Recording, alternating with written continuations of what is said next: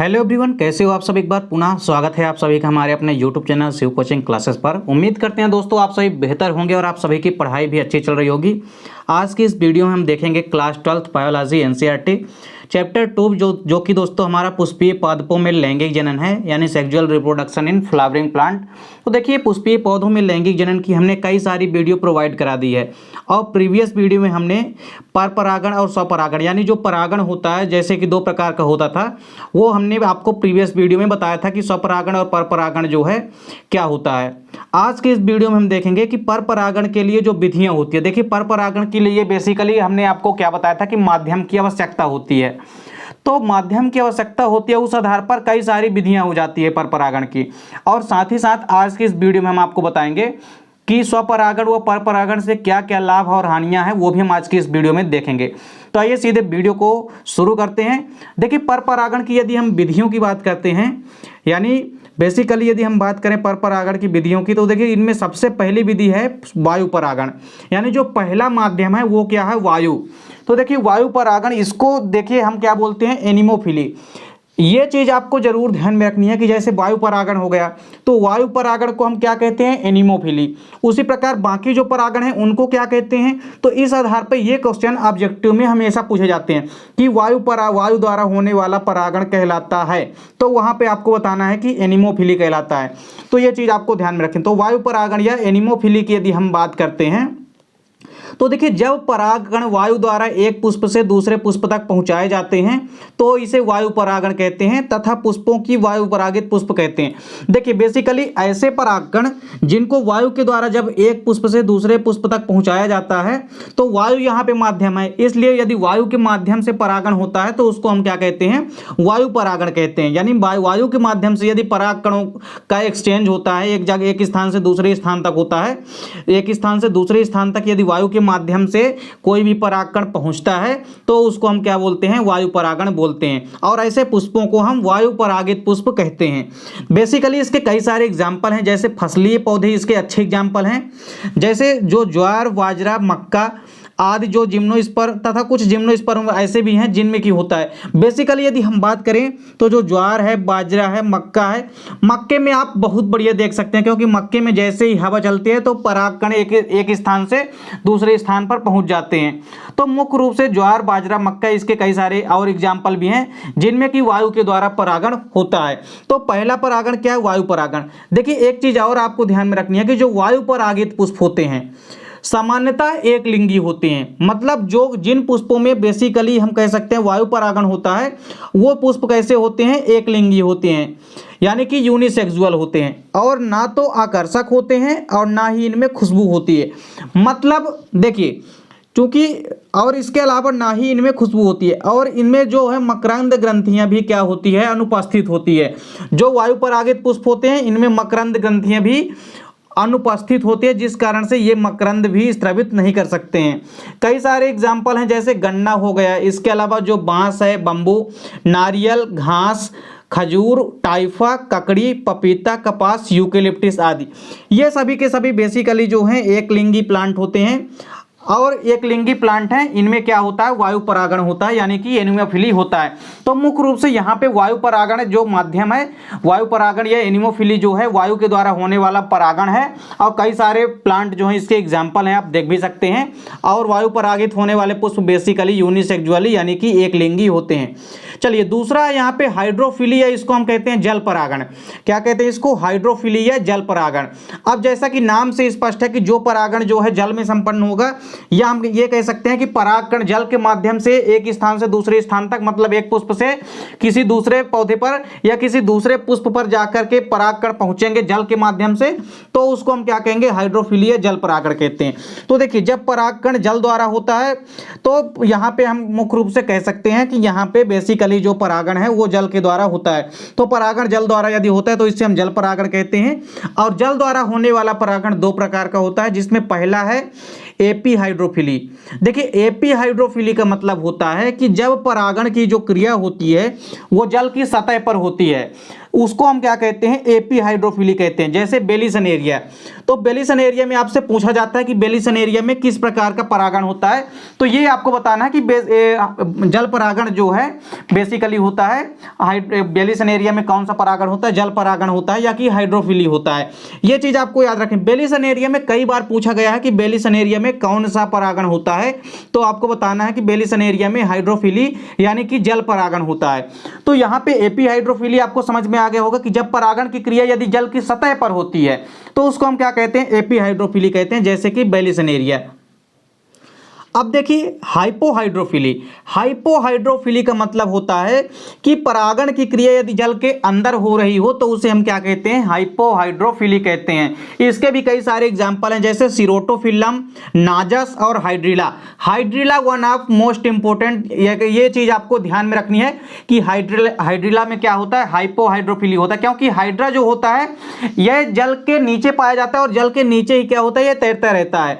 तो बेसिकली यह एक हम कह सकते हैं जल के नीचे ही पाया जाने वाला पादप है, क्योंकि जल की ऊपरी सतह पर तो रहता है नहीं, जल के नीचे रहता है। तो ये जो है सबसे बड़ी एग्जांपल है, ये आपको याद रखना है। इसके बाद देखिए तीसरा प्रकार का जो माध्यम या विधियां है वो क्या है, जूफिली। जूफिली मतलब कि जंतु परागण।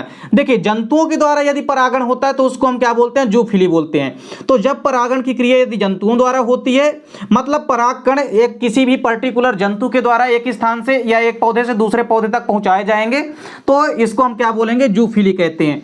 और बेसिकली जो जंतु परागित पुष्प होते हैं, ये पुष्प जो है बड़े आकार के होते हैं तथा रंगीन व मकरंद युक्त होते हैं। अब देखिए इनके भी कई सारे एग्जाम्पल हैं, जैसे साल्विया। ये चीज आपको याद रखना है, साल्विया में देखिए किसके द्वारा परागण होता है, कीटों के द्वारा। तो कीट भी क्या है, एक तरह से बेसिकली जंतु ही हैं, तो कीटों के द्वारा। रेफ्लेसिया पुष्प, रेफ्लेसिया में किसके द्वारा होता है, हाथी के द्वारा। रेफ्लेसिया ओवरऑल सबसे बड़ा फ्लावर होता है। तो सबसे बड़ा यदि पुष्प पूछेंगे तो कौन सा होता है, रेफ्लेसिया होता है। और सबसे छोटा पुष्प यदि आपसे पूछा जाए तो क्या होता है, बुल्फिया होता है। तो रेफ्लेसिया जो पुष्प है ये इतना बड़ा पुष्प होता है, इसमें हाथी के द्वारा क्या होता है, परागण होता है। इसके अलावा देखिए सनबर्ड तथा हमिंग बर्ड जो पक्षियां होती है, इनके द्वारा बिग्नोनिया प्लांट में क्या होता है, परागण होता है। ये चीजें आपको ध्यान में रखनी है। देखिए इसके बाद पक्षी परागण को हम क्या बोलते हैं, ऑर्निथोफिली बोलते हैं। ये भी क्वेश्चन कई बार आपके ऑब्जेक्टिव में आ चुका है कि पक्षियों के द्वारा होने वाला परागण क्या कहलाता है। तो पक्षियों के द्वारा होने वाला परागण क्या कहलाता है, ऑर्निथोफिली कहलाता है। और इसके कई सारे एग्जाम्पल हैं, जैसे बिग्नोनिया हो गया, सेमल हो गया, बबूल का प्लांट हो गया। यानी ये सभी के सभी प्लांटों में किसके द्वारा परागण होता है, पक्षियों के द्वारा परागण होता है। यानी पक्षी ही पराग कणों को एक पुष्प से दूसरे पुष्प तक ले जाती हैं। अब इसके बाद देखिए अगला क्या है, यहाँ पे एक चीज और देखनी है कि जंतु के द्वारा जो परागण हो रहा है उसी के कई सारे प्रकार हैं। तो जंतुओं के द्वारा जैसे जूफिली हो गया, तो जंतुओं के द्वारा जो होने वाला परागण यानी कि यहाँ पे जूफिली कहलाता है। तो जो जूफिली है वो कई प्रकार से बेसिकली होता है, मतलब जंतुओं के द्वारा कई प्रकार से परागण होता है। तो सबसे पहले पक्षियों द्वारा होने वाला परागण क्या कहलाता है, ऑर्निथोफिली। अब इसके बाद देखिए मिर्मिकोफिली, या इसको हम क्या कहते हैं हिंदी में, दीमक परागण।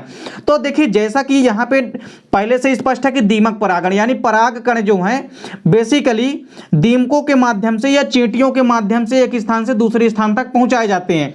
तो यदि परागण की क्रिया जो है दीमक या चींटियों द्वारा होती है तो उसे हम क्या कहते हैं, मिर्मिकोफिली या दीमक परागण कहते हैं। कई सारे एग्जाम्पल हैं, जैसे एकेसिया का जो प्लांट होता है, इसके अलावा आम का प्लांट तथा रूबिएसी कुल के जो भी सदस्य होते हैं उनमें बेसिकली मिर्मिकोफिली यानी कि दीमक परागण या चींटी द्वारा होने वाला परागण देखने को मिलता है। इसके बाद देखिए अगला क्या, कीट परागण।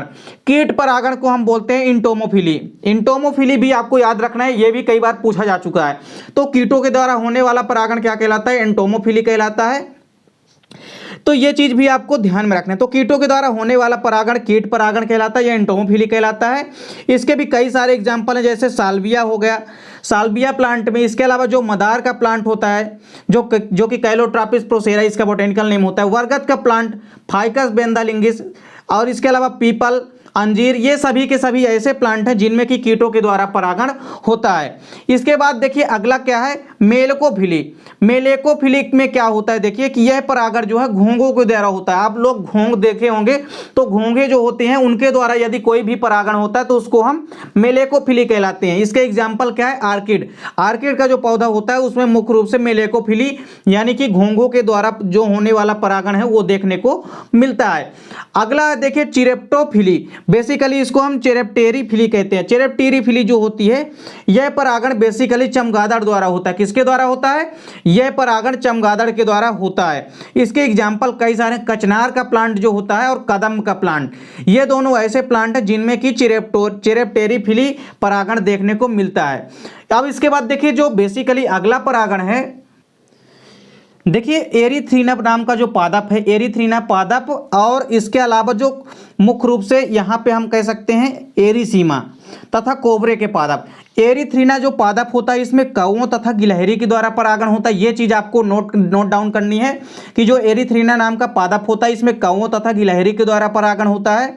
वहीं जो एरीसीमा प्लांट होता है या जो कोबरा का पादप होता है इसमें सांपों के द्वारा तथा बेसिकली जो है इसको हम क्या कहते हैं, ऑफियोफिली कहते हैं। तो मुख्य रूप से सांपों के द्वारा होने वाले परागण को हम क्या कहते हैं, ऑफियोफिली कहते हैं। और एरीसीमा नामक तथा कोबरा नामक पादप में जो है सांप के द्वारा परागण होता है। ये चीज भी आपको नोट डाउन करनी है। इसके बाद चलिए यहाँ पे अब हम देखते हैं स्वपरागण से क्या क्या लाभ होते हैं और स्वपरागण से हानियां। उसके बाद हम देखेंगे परपरागण से लाभ हानि। तो देखिए स्वपरागण से लाभ क्या क्या होते हैं। पहला लाभ क्या होता है कि पराग कणों की अधिक मात्रा में आवश्यकता नहीं होती है। मतलब कम पराग कणों पर ही स्वपरागण की क्रिया जो है संपन्न कराई जा सकती है। दूसरा देखिए इंपॉर्टेंट यहाँ पे लाभ क्या है कि स्वपरागण जो होता है यानी जो सेल्फ पॉलिनेशन होता है इसकी क्रिया बेसिकली सरल व सहज होती है। मतलब इस क्रिया के लिए किसी प्रकार से माध्यम की आवश्यकता नहीं होती है, जिस कारण से यह प्रक्रिया एकदम से सरल व सहज प्रक्रिया है।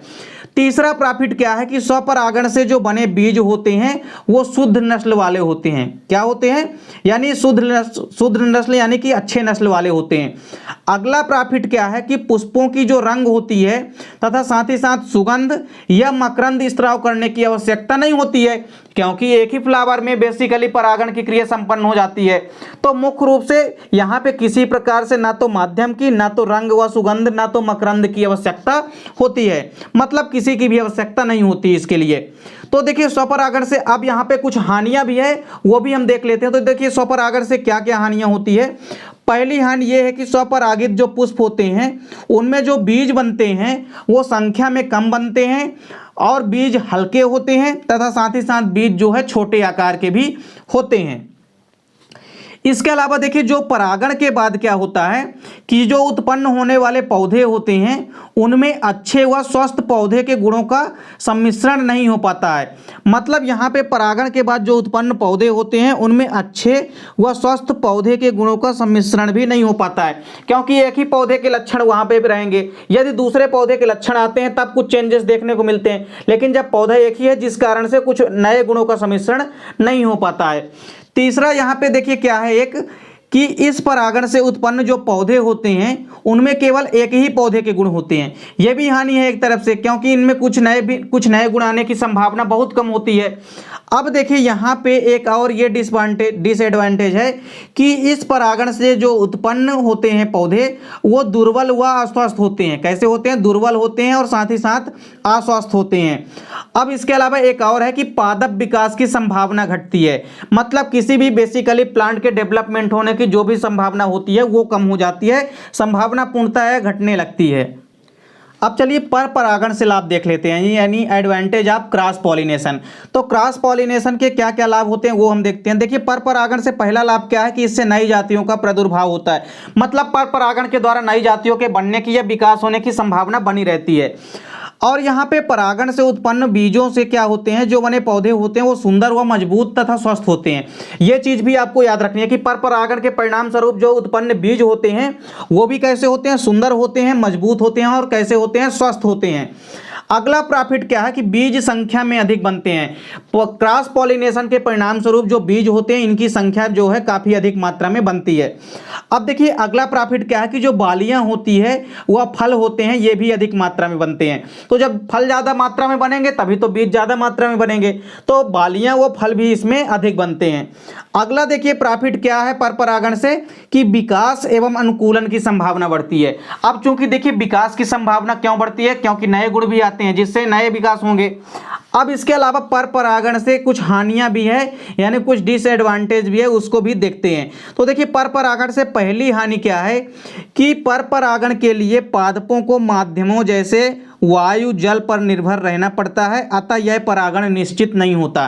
देखिए इस परागण के लिए सबसे बड़ी हानि तो यही है कि इस परागण के लिए माध्यम की आवश्यकता होती है। अब जब माध्यम की आवश्यकता होती है मतलब यदि पर्टिकुलर जैसे मान लीजिए परागण होना है, यदि वायु मान लीजिए उपस्थित है तब तो वह परागण की क्रिया होगी, अन्यथा परागण की क्रिया नहीं हो पाएगी।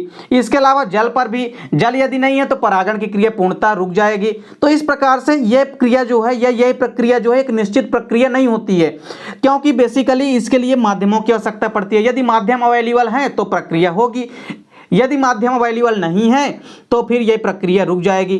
देखिए दूसरी यहाँ पे हानि क्या है कि इसके लिए बेसिकली अधिक पराग कणों की आवश्यकता पड़ती है, यानी लार्ज नंबर पर पॉलन ग्रेन की आवश्यकता होती है।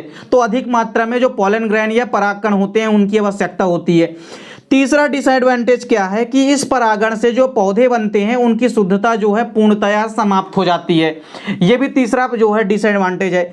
चौथा डिसएडवांटेज क्या है कि पुष्पों को आकर्षक बनाने के लिए बेसिकली जो है पुष्पों को आकर्षित होना जरूरी होता है, साथ ही साथ मकरंद युक्त होना भी आवश्यक होता है। तो देखिए पुष्पों को आकर्षक बनाने के लिए जिससे जंतु इन पर आकर्षित होकर आए और परागण में मदद करें, पौधों को अनेक उपाय करने पड़ते हैं। जैसे पौधों को सुगंधित होना पड़ता है, मकरंद युक्त होना पड़ता है और आकर्षक होना पड़ता है। इस कारण से यदि ये लक्षण मान लीजिए यदि नहीं है, यदि यह पुष्प ये उपाय नहीं कर पाते हैं तो यह प्रक्रिया नहीं हो पाएगी। तो इस प्रकार से पर परागण से कुछ लाभ भी हैं और कुछ हानियां भी हैं। तो बेसिकली जो है परागण दो ही प्रकार का होता है, एक तो स्वपरागण और एक पर परागण। उम्मीद करता हूं दोस्तों वीडियो पसंद आई होगी। मिलते हैं दोस्तों नेक्स्ट वीडियो में, तब तक के लिए जय हिंद, वंदे मातरम।